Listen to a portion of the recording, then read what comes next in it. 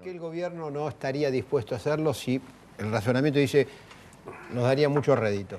Yo creo que la clave está en algo que ocurrió hace algunas semanas, un informe que presentó una institución de esas que los Kirchner suelen descalificar en la tribuna, una calificadora de riesgo, Standard & Poor's, que dijo: señores, a sus inversores, compren bonos de la deuda pública argentina, porque afortunadamente la mayoría de esta deuda es de la deuda vieja de la Argentina, es con instituciones del propio Estado argentino. Es una manera muy diplomática de decir, muchachos, quédense tranquilos porque acá no hay peligro de default con el exterior. Este gobierno fundamentalmente está endeudado, por ejemplo, con la caja de los jubilados. El gobierno quiere defender ese principio a muerte, pensando fundamentalmente en las calificadoras de riesgo, es decir, en la posibilidad de seguir desarrollando operaciones de deuda. Digo esto porque es fácil desde las tribunas hacer la alusión a que nosotros nos movemos con autonomía, que no queremos escuchar a los agoreros del país. Pero ellos tienen un cerrojo sobre la caja de los jubilados en homenaje a los agoreros del país. La idea es que usar la plata del ANSES para garantizar de que se va a pagar la deuda y que la Argentina no va a entrar en incumplimientos. Claro, y entonces con esa garantía compro bonos porque tengo un seguro. Elevar sobre esa base, ¿no es cierto?, las garantías del país con quienes están haciendo en este momento operaciones especulativas inmensas. Desde luego que si se produce el veto, esta cuestión del 82% móvil pasa a estar en manos fundamentalmente de la opinión popular, de las organizaciones gremiales, de los movimientos de jubilados, es decir, de todos aquellos que van a tener que comprender que solamente una intensa acción popular, una movilización, va a lograr, evidentemente, torcer este rumbo que está definido por estos objetivos que te señalaba recién. Es indudable que el presupuesto ha sido colocado, ¿no es cierto?, en función de estos objetivos de deuda. Luego hay una cuestión, señalaba recién Horacio acá, que creo que es importante marcarla. Con la jubilación se ha establecido una especie de rasero asistencial. Hoy está en el nivel que está, ¿no es cierto?, muy poco por arriba de los 1.000 pesos, el 75% de los jubilados cobra esto. Entonces, ¿qué se está haciendo? Con ese haber de miseria se está reconstruyendo, se está armando el incentivo para la reprivatización de las jubilaciones, que es lo que él señalaba con las cajas complementarias. Todo el mundo acá lo que va a recibir es un haber de indigencia. Yo recibo 1.000 pesos y el que quiera más, que se ponga. Que arme una caja, ¿no es cierto?, que se ponga. Se tiene que poner el trabajador. Por supuesto, lo tiene que poner el trabajador y entonces sobre esa base nosotros puede percibir. Es una reconstrucción de las AFJP.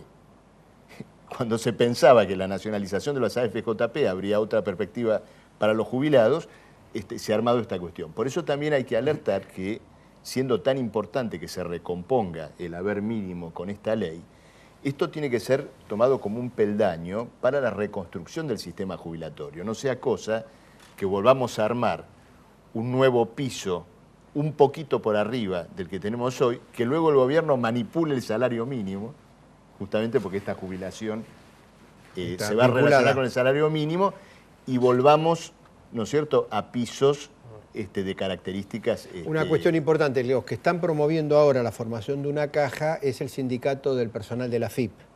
Así es. Y también hay un conflicto en las universidades porque la caja complementaria docente, los docentes universitarios quieren que sea voluntaria y actualmente esa caja es obligatoria con un descuento del 4,5% adicional al salario. Ese es un poco el conflicto, digo, porque el doctor es abogado de CETERA también, en materia previsional. No, de CETERA no, pero sí de la CONADO Histórica. De la CONADO Histórica, perdón. En la universidad. Que justamente viene reclamando para que sea voluntario. Exacto. Que viene reclamando de que la caja esa sea voluntaria. Exacto.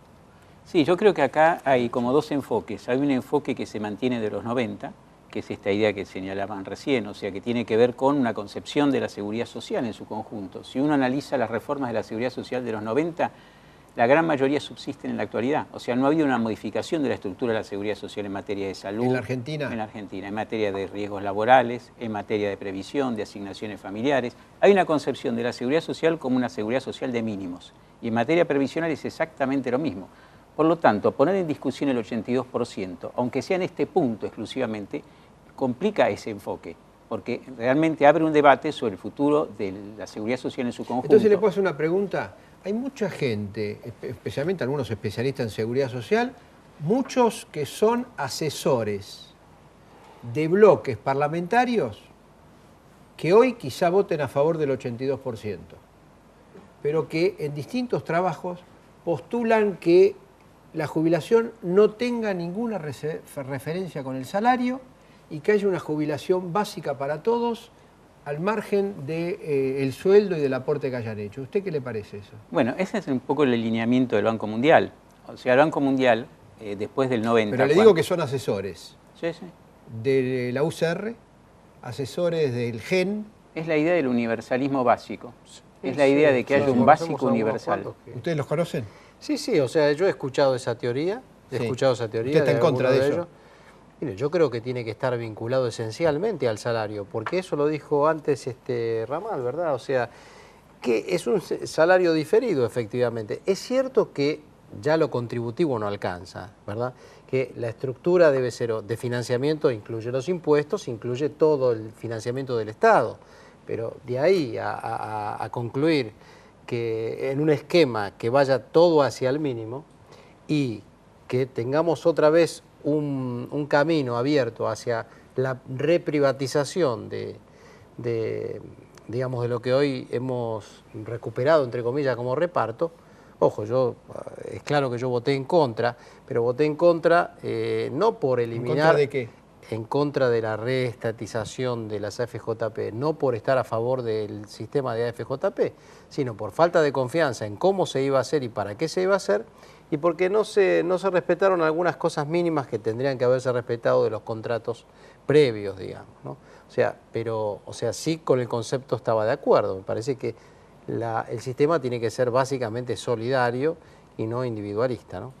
Doctor, usted quería completar la idea esa de la vinculación, es decir, el hecho de que no ha habido una alteración respecto a los 90. Claro, no había una alteración de la estructura. Si uno lo analiza, está pendiente, por ejemplo, en materia de accidentes de trabajo, acatar los fallos de la Corte, que ha declarado inconstitucional buena parte de la estructura del sistema de riesgos laborales. En materia previsional vimos exactamente lo mismo. Hay una tendencia a mínimos asistenciales y a planes, que es la política que ha imperado desde el 2003 hasta ahora.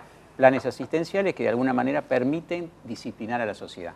O sea, me parece que esa es una política permanente en donde el Banco Mundial tiene mucho que ver con eso. El Banco Mundial ha cambiado su estrategia, ya no propone a rajatabla la privatización de los sistemas, sino que está proponiendo esto que usted señalaba, o sea, ese piso mínimo que de alguna manera mantenga en la pobreza, en definitiva, a la población, pero que le dé algo, y el resto va por una parte por sistema contributivo y otra parte por sistema voluntario. Claro, que el que quiere... Y nosotros tendríamos hoy el 75% o más en el mínimo jubilatorio. Sí, claro, aparte tenemos que ir cerrando. Sí, la idea de que la jubilación se sostenga con rentas generales es profundamente reaccionaria por un motivo. El sistema impositivo, en sus 2/3 partes, está sostenido con el IVA, con impuestos al consumo. Es decir, los propios trabajadores estarían sosteniendo este rasero de miseria, mientras se soslaya completamente la cuestión de la restitución de los aportes patronales. Es decir, que la jubilación sea sostenida efectivamente por la clase social que usufructúa del trabajo humano. Para cerrando, la suba de aportes patronales o que se haya un impuesto a la renta financiera que ayude a financiar este proyecto, ¿lo plantean ustedes? ¿Lo plantea alguien? Proyecto Sur tenía un dictamen de minoría que incluía en diputados cuando se discutió el aumento de las contribuciones. Las contribuciones que desaparecieron en el 93, reponerlas. Eso podríamos, yo creo que sería bueno considerarlo como una fuente genuina de financiamiento.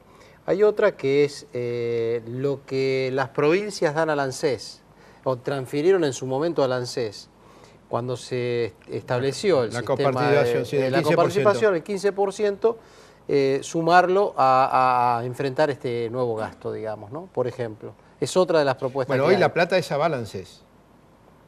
El 15% balancés. Lo que pasa es que con eso se financian Se las financian pensiones, las cajas de... las pensiones no las contributivas pensiones de no desarrollo contribuyentes. social. Exacto. O sea, Bueno, hay que redistribuir ahí, digamos, yo creo. bueno, pero eso es importante. Ese es un desvío de Cavallo. Claro. Sí, claro. Es un desvío de Cavallo. Sí. Porque en la originalidad el 15% era para financiar el sistema previsional y se las arreglaron para que no vaya al sistema previsional, sino que vaya para otros fines. Bueno, nos estamos yendo. Les quiero agradecer la presencia de ustedes. Esperemos que este debate esclarezca este importante debate que esperemos en pocas horas se inicie en el Senado, que haya quórum, que se trate y sobre todo ver si es posible que se convierta en ley. Gracias y nos reencontramos el próximo miércoles.